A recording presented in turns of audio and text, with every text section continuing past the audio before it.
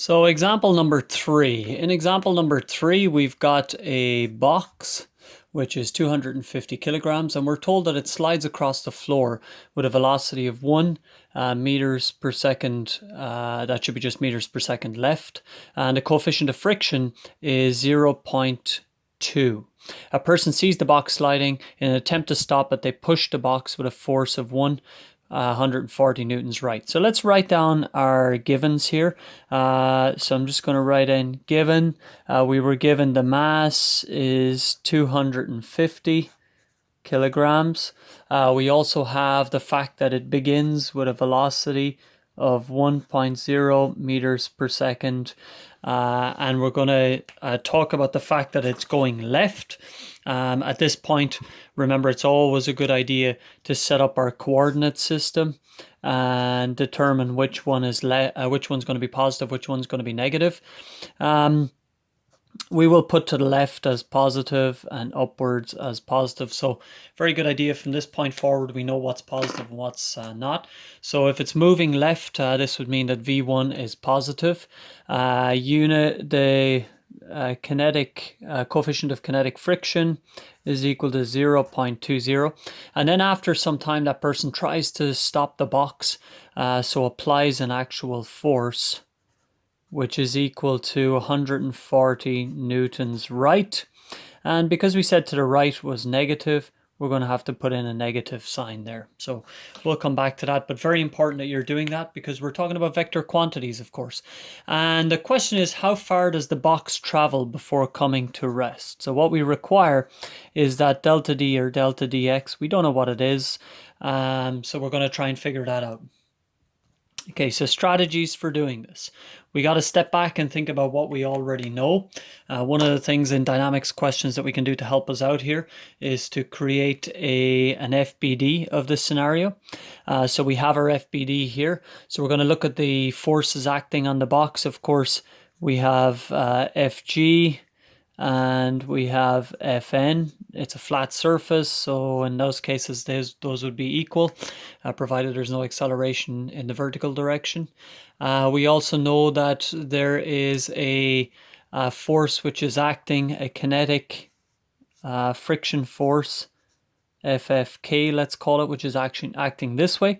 And we know that the person applies a force this way too, and we'll call it FA.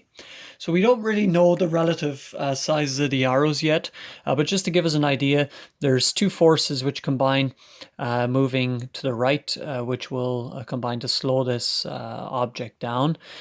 So the FBDs are very important because we can set up our net force statement. So always a good idea to write out your net force statement. We're really concerned about the x-axis here. So in this case, we've got FFK plus FA. So we know that overall we can get if we know what our FF is going to be, we can add it together to get our total net force. So if we come over here, we've learned that our FF is equal to mu Fn. Which in this case we said Fn was equal to mg, so it's just equal to mu mg. And when you add all of those together, I believe it comes out in the wash as 490.5 newtons. This is going to be to the right, so we should probably set that as a negative. Following our convention up here, we said to the right was negative. And so if we just put that in now, 490.5, and we're going to add the other one, which was the applied force, which was 140. And that's going to give us an F net of 630.5 newtons. And that's going to be a negative.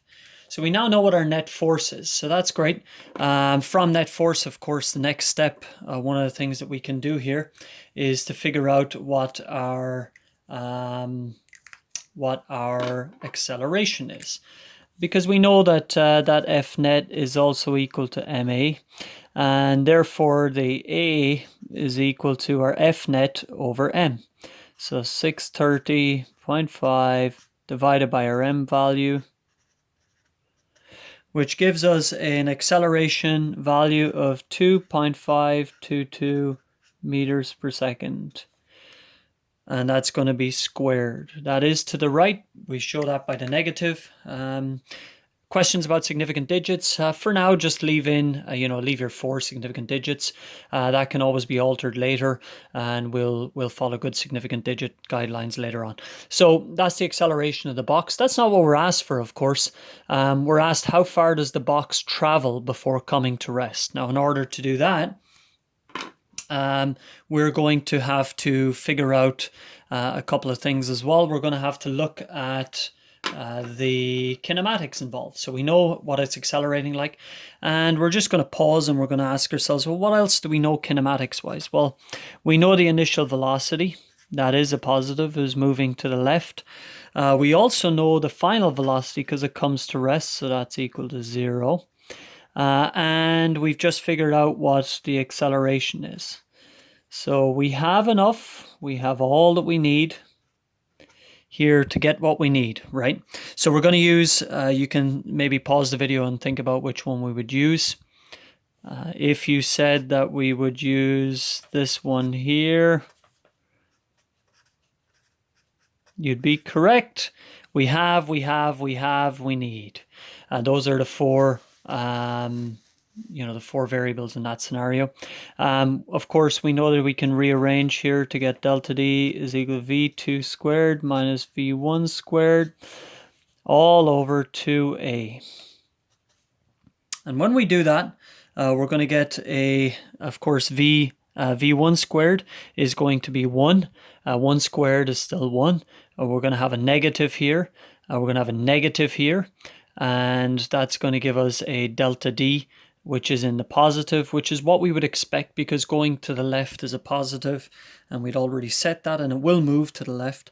So you're going to get 1 divided by 5.044, and that gives you an overall number of 0.1982 meters. Now, technically in this question, we need to go back and have a look at how many significant digits were involved and what was the least amount.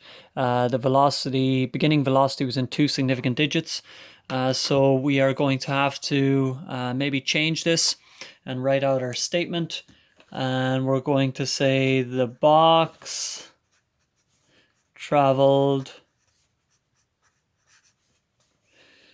0.20 meters, and we could probably say left here. Why not? Okay, so this is your answer to example number 3. It's important that you're practicing other examples as well, and that you're following those guidelines. So draw out, frame your problem, draw your FBDs, write your FNet statements, and then get to work in terms of figuring it out.